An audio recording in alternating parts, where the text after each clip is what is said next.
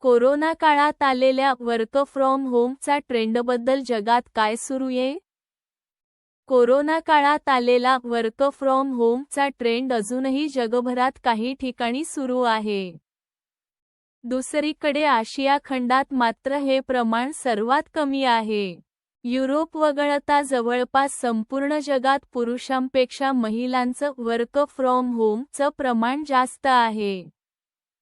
पुरुषांचा विचार करता आशिया खंडात वर्क फ्रॉम होमचं प्रमाण महिला आणि पुरुषांमध्ये आठवड्याला 1.11 आणि 1.6 दिवस आहे.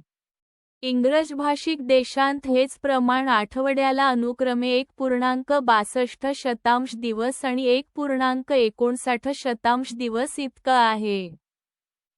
जगभरात आठवड्याला कोण किती काळ वर्क फ्रॉम होम करतंय याची ही आकडेवारी स्टॅनफोर्ड युनिव्हर्सिटीच्या आयएफओ इन्स्टिट्यूटची आहे.